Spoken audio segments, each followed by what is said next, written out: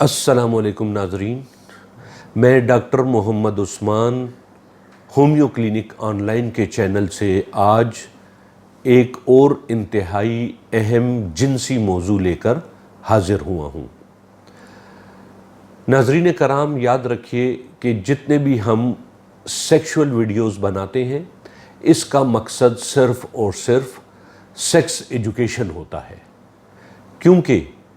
بطور medical practitioner یہ میرا تجربہ ہے کہ ہمارے پاس 80% سے زیادہ سیکشول مریض جو ہیں وہ محض وہمی مریض ہوتے ہیں، یعنی کہ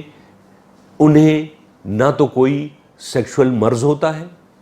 اور نہ ہی انہیں کسی قسم کی سیکشول ٹریٹمنٹ کی ضرورت ہوتی ہے۔ اس لیے ان ویڈیوز کی جانب میں ایسی بیماریوں کا اشارہ دیتا ہوں کہ جن کی کوئی اصل حقیقت عام طور پر نہیں ہوتی۔ تو آج کا ہمارا موضوع ہے سیکشول ٹائمنگ کا کم ہونا، یعنی کہ اس کو حرف عام میں ارلی ایجاکولیشن یا جلدی ڈسچارج ہونے کا مرض بھی کہا جاتا ہے۔ سب سے پہلے تو ناظرین اور خصوصاً نوجوانوں سے میں یہ درخواست کروں گا کہ میری یہ ایک بات ضرور یاد رکھیں کہ ایک نارمل سیکشول ٹائمنگ کیا ہوتی ہے، یعنی ڈسچارج ہونے کا ٹائم کیا ہوتا ہے، صرف 2 سے لے کر 3 minute. This is very much normal time. یہ جو لوگ یا نوجوان ایک دوسرے سے لڑ کے کہتے ہیں کہ میرا ٹائم آدھا گھنٹہ ہے، 20 منٹ ہے، 1 گھنٹہ ہے، یہ بالکل قطعاً جھوٹ ہوتا ہے، اس میں کوئی سچائی نہیں ہے۔ گائنیکالوجی کی بکس میں اور اس کے علاوہ میڈیکل کی بکس میں،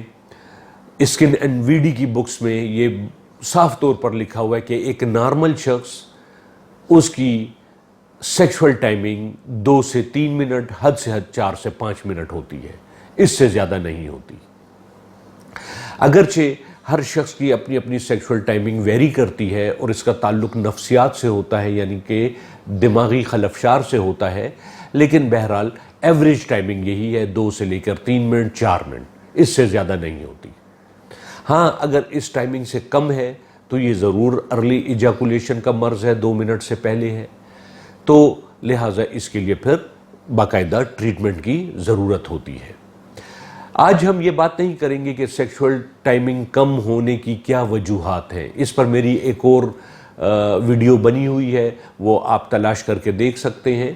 لیکن آج ہم جو بات کریں گے چند ایسے طریقے کہ ایک نارمل سیکشول ٹائمنگ کو قدرے تھوڑا سا بڑھایا جا سکتا ہے۔ تو اس میں کئی قدرتی طریقے ہیں، ان میں آپ کو ٹریٹمنٹ کی ضرورت نہیں ہے۔ مثال کے طور پر ایسا ہو سکتا ہے، سب سے پہلے تو یہ ہو سکتا ہے کہ جب بھی آپ یا کوئی شخص اپنی بیوی کے نزدیک جاتا ہے تو اسے حد سے زیادہ سیکشل نہیں ہونا چاہیے، یعنی بہت زیادہ سیکشولی طور پر اسے سوچنا نہیں چاہیے، بالکل ایک نارمل شخص کی طرح اپنی بیوی کے قریب جا سکتا ہے، کیونکہ بیوی اس کی اپنی ہے، تمام عمر سیکس کر سکتا ہے، کوئی جلدی نہیں ہے۔ تو ایک یہ طریقہ ہے کہ اگر نارمل طریقے سے بیوی کے پاس جائیں گے تو اس سے سیکس کی ٹائمنگ زیادہ ہوگی قدرتی طور پر۔ دوسرا یہ ہو سکتا ہے کہ ڈیورنگ سیکشل انٹرکورس تھوڑی دیر کے لیے رک کر لمبے سانس لیں، 2 سے 3 لمبے سانس لیں، تو اس سے بھی سیکشل ٹائمنگ پر باقاعدہ اور بہت اچھا جو ہے وہ اثر پڑتا ہے۔ تیسرا یہ ہو سکتا ہے کہ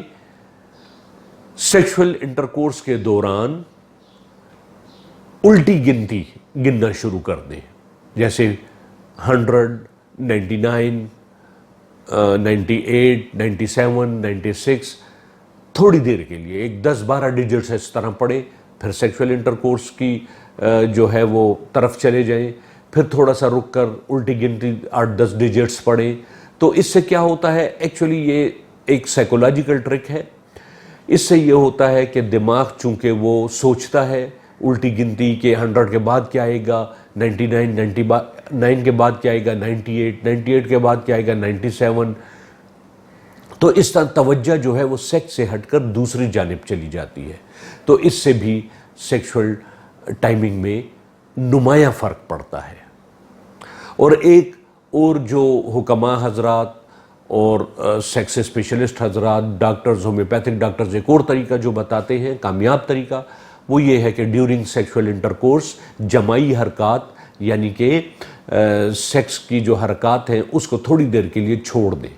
ایک دم ساکت ہو جائیں اور پھر تھوڑی دیر بعد سیکس شروع کریں، تو اس سے بھی جو ہے وہ یہ ٹائمنگ سیکس کی ذرا بڑھ سکتی ہے۔ ہاں، اس کے علاوہ اگر کوئی شخص واقعی یہ محسوس کرتا ہے کہ اس کے اندر سیکشول ٹائمنگ کم ہے، یا ایج کی وجہ سے، یا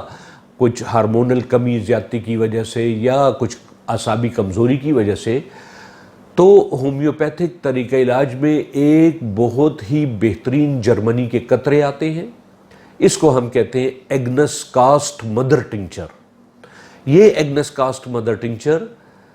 15 قطرے صبح، 15 دوپہر اور 15 قطرے شام آدھے گلاس پانی میں ملا کر نہار منہ پئیں، یعنی صبح ناشتے سے پہلے، دوپہر کھانے سے پہلے، رات کھانے سے پہلے، تو اس کے چند دن استعمال سے ہی سیکشول انٹرکورس کی ٹائمنگ میں نمایاں فرق پڑ جاتا ہے۔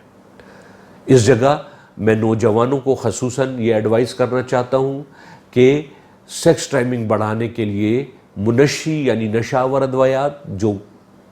ٹرینکولائزرز جن کو ہم کہتے ہیں، وہ ادویات استعمال نہ کریں۔ اس کے علاوہ کوئی منشی چیزیں جیسے کہ کوکین، ہیروئن یا چرس وغیرہ کا استعمال نہ کریں، اور اسی طرح لوکل لگانے والے اسپرے یعنی پینس کے اوپر لگانے والے اسپرے یا آئل وغیرہ آج کل مارکیٹ میں کافی ملتے ہیں، وہ ڈاکٹر کی ایڈوائس کے بغیر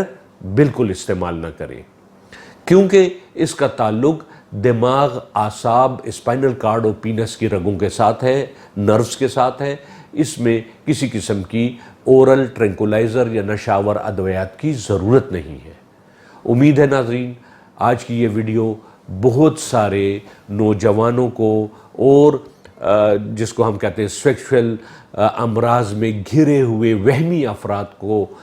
فائدہ دے گی، لہٰذا آپ کو اگر یہ ویڈیو پسند آئے تو اپنے دوست احباب کے ساتھ ضرور شیئر کریں، ہمارے چینل کو سبسکرائب کریں، اور جو کچھ پوچھنا ہو یا اچھے کمنٹس دینے ہوں تو کمنٹ سیکشن میں آ کر آپ ضرور پوچھیں، انشاءاللہ تعالی آپ کو جواب دیا جائے گا۔ آئندہ انشاءاللہ پھر کسی نئے موضوع کے ساتھ ملیں گے۔ السلام علیکم ورحمۃ اللہ وبرکاتہ۔